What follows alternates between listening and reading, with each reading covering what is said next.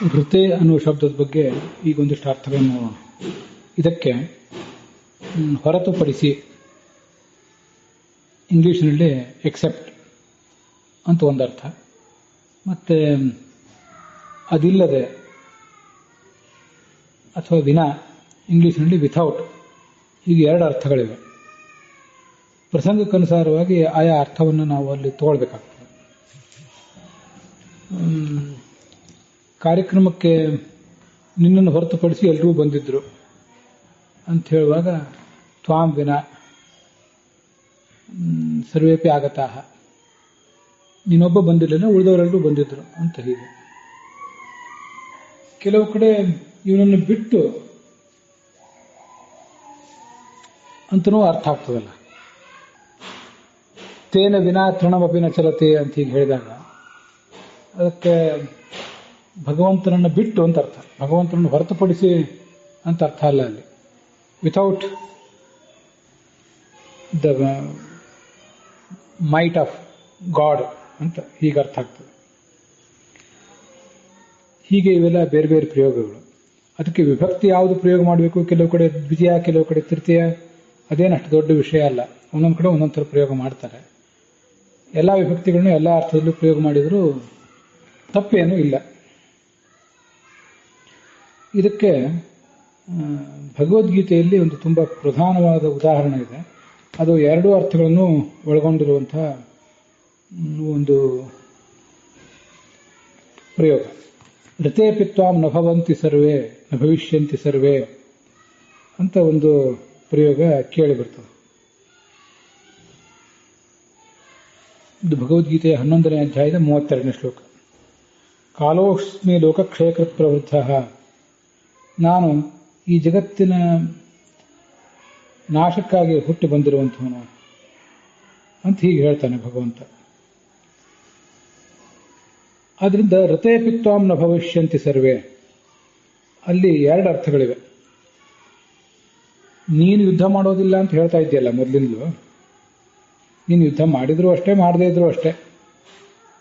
ಋತೇಪಿ ತ್ವಾಂ, even without you, ನೀನು ಇಲ್ಲದಿದ್ದರೂ, ಋತೆ ಅಪಿ ಅಂದರೆ ನೀನು ಇಲ್ಲದೇ ಇದ್ರೂ ಕೂಡ ಅಂತ ಒಂದರ್ಥ.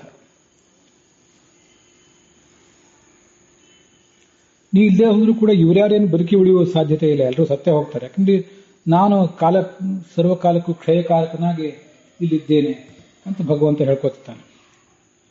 ಇದು ಒಂದು. ಇನ್ನೊಂದು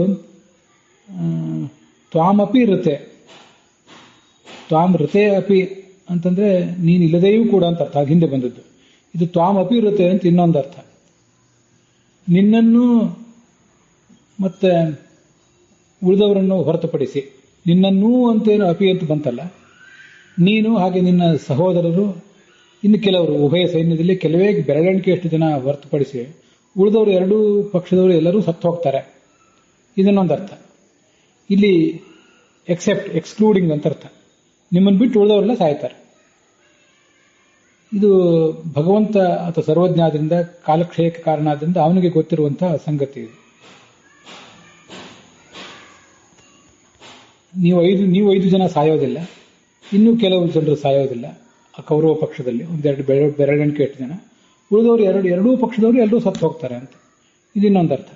ಆಚಾರ್ಯರು ಈ ಎರಡನೇ ಅರ್ಥವನ್ನು ಭಾಷ್ಯ ಮತ್ತು ತಾತ್ಪರ್ಯಗಳಲ್ಲಿ ಹೇಳಿದ್ದಾರೆ, ಗೀತಾ ಭಾಷ್ಯ ಮತ್ತು ಗೀತಾ ತಾತ್ಪರ್ಯದಲ್ಲಿ. ಭಾಗವತದಲ್ಲೇ ಹೀಗೊಂದು ಪ್ರಯೋಗವು ಕೂಡ 2ನೇ ಸ್ಕಂದದ 2ನೇ ಅಧ್ಯಾಯದ 8ನೇ ಶ್ಲೋಕದಲ್ಲಿದೆ.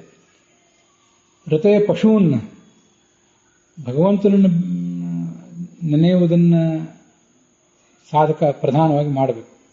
ಅದನ್ನು ಬಿಟ್ಟು ಬೇರೆ ಬೇರೆ ಯಾವ್ಯಾವುದನ್ನು ನೆನೆತಾನಲ್ಲ, ಇದು ಪಶುಗಳನ್ನು ಬಿಟ್ಟು ಬೇರೆ ಯಾರು ಹೀಗೆ ಮಾಡ್ತಾರೆ, ಮೂರ್ಖರನ್ನು, ಪಶುಗಳು ಮೂರ್ಖರನ್ನು ಬಿಟ್ಟು ಬೇರೆ ಯಾರು ಹೀಗೆ ಮಾಡ್ತಾರೆ ಅಂತ. ಎಕ್ಸ್ಕ್ಲೂಡಿಂಗ್ ಅಂತ ಅರ್ಥ ಇಲ್ಲಿ. ಎಕ್ಸೆಪ್ಟ್ ಪಶು ಅಂತ ಹೇಳಿ, ಪಶುವನ್ನು ಋತೆ ಅಂತ ಒಂದು ಪಾಠ ಇದೆ ಭಾಗವತದಲ್ಲಿ. ಪಶುತ್ವಂ ಋತೆ ಅಂತ ಇನ್ನೊಂದು ಪಾಠ ಇದೆ. ಪಶುತ್ವವಿಲ್ಲದಿದ್ದರೆ, ವಿಥೌಟ್ ಪಶುತ್ವ, ಪಶುತ್ವ ಇಲ್ಲದೆ ಹೋಗಿದ್ರೆ ಭಗವಂತನನ್ನು ಬಿಟ್ಟು ಭಗವಂತನ ನೆನೆಯುವ ಕೆಲಸವೊಂದನ್ನು ಕಡೆಗಣಿಸಿ ಬೇರೆ ಯಾವುದನ್ನಾದರೂ ನೆನೆಯಲಿಕ್ಕೆ ಸಾಧ್ಯವಾ? ಪಶುತ್ವ ಇರೋದ್ರಿಂದಲೇ ಅನೇಕ ಜನ ಭಗವಂತನ ಕಡೆಗಣಿಸಿ ಬೇರೆ ಬೇರೆ ಏನನ್ನೋ ನೆನೆತಾರೆ ಅಂತ ಹೀಗೆ ಪಶುತ್ವ ಮೃತ ಎನ್ನುವ ಪಾಠಕ್ಕೆ ಅರ್ಥ. ವ್ಯವಹಾರದಲ್ಲಿ ನಾವು ಋತೆ ಅಂತ ಪ್ರಯೋಗ ಮಾಡಿದರೆ ಯಾರಿಗೆ ಎಷ್ಟು ಅರ್ಥ ಆಗ್ತದೋ ಅದೆಲ್ಲ ಸ್ವಲ್ಪ ಕಷ್ಟ. ಅವರಿಗೆ ವಿವರವಾಗಿ ಅರ್ಥ ಆಗುವಂಥ ಶಬ್ದವನ್ನೇ ನಾವು ಬಳಕೆ ಮಾಡಬೇಕಾಗ್ತದೆ. ಆದರೂ ಭಗವದ್ಗೀತೆಯಲ್ಲಿ ಮತ್ತು ಭಾಗವತದಲ್ಲಿ ಹೀಗೆ ಬಂದಿದೆ, ಅದನ್ನು ನಿಮ್ಮ ಮುಂದೆ ಹಂಚಿಕೊಂಡಿದ್ದೇನೆ. ಭಗವದ್ಗೀತೆಯದು 11ನೇ ಸ್ಕಂದದ 32ನೇ ಶ್ಲೋಕ, ಭಾಗವತದಲ್ಲಿ 2ನೇ ಸ್ಕಂದದ 2ನೇ ಅಧ್ಯಾಯದ 8ನೇ ಶ್ಲೋಕ.